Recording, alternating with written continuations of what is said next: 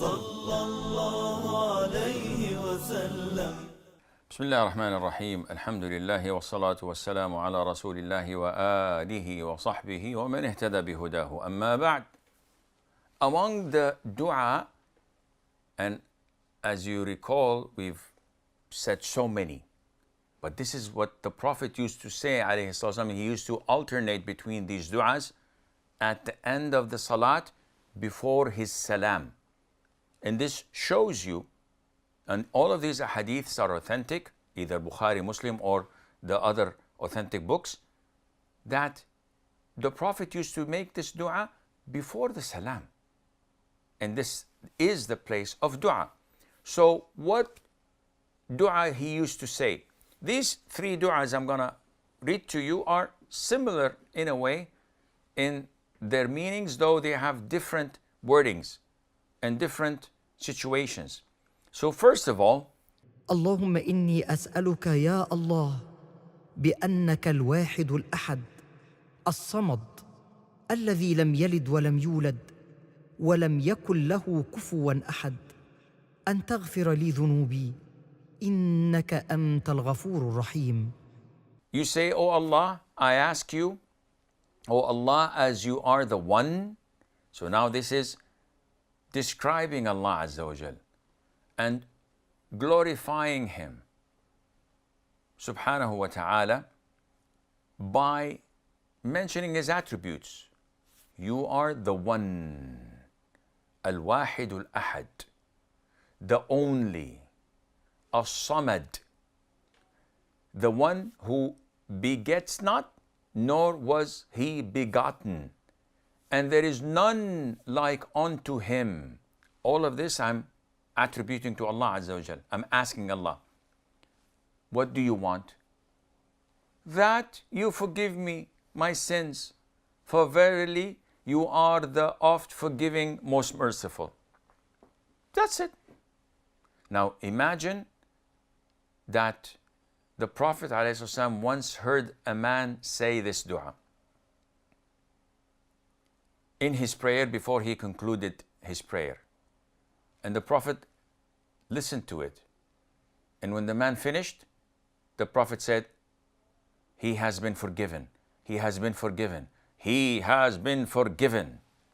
Yani Allah revealed to him that I have forgiven this servant of mine for his dua. What does that tell you? Learn it. Say it.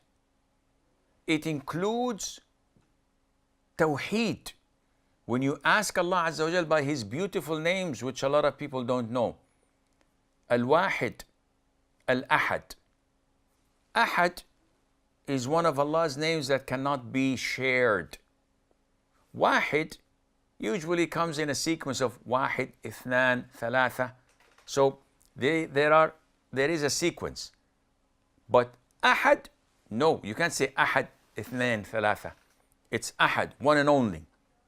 And then As-Samad, one of Allah's beautiful names, which relate to Him being the master, where all of His servants and slaves go to Him with their affairs. As-Samad, the one that people ask, and so forth. So you acknowledge that He does not beget and is not begotten. Allah Azza wa Jal is the first without a beginning and the last without an end. He has no associates. He has no wife. He has no offspring. He has no parents. Subhanahu wa ta'ala. He is Wahidun Ahad. And there is no one similar to Him subhanahu wa ta'ala. There is none like unto Him. After all of this, I beg Allah Azza wa Jal for forgiveness, and you shall get your forgiveness if you say this dua. The following dua is on the same lines.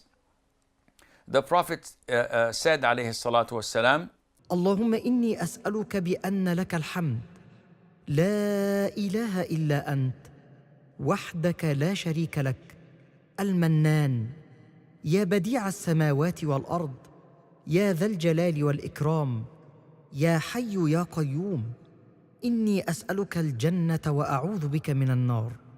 O Allah, I ask you as unto you is all praise, none has the right to be worshipped except you, alone, without any partner. You are the benefactor, O originator of the heavens and the earth, O possessor of majesty and honor, O everlasting, living, O self-subsisting and supporter of all. Verily, I ask you for paradise, and I take refuge with you from the fire.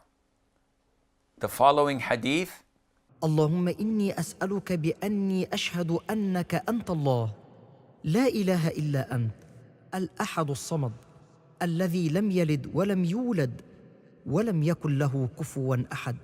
O Allah, I ask you, as I bear witness that you are Allah, none has the right to be worshipped except you, the one, as-samad, who begets not, nor was he begotten, and there is none like unto him. All of these hadiths, these two hadiths, the Prophet ﷺ, when he heard people saying them in their prayers, he told his companions, they have asked Allah by his greatest name, which when asked, he would give. So, what do we understand from this? We understand that Allah has a greatest name, and that the names of Allah Azza wa Jal vary in their importance. And from this hadith, we understand if there is greatest name, so it's greater than others. What is the greatest name? Scholars differ. Some say it is Allah Al-Hayy Al-Qayyum. These three names.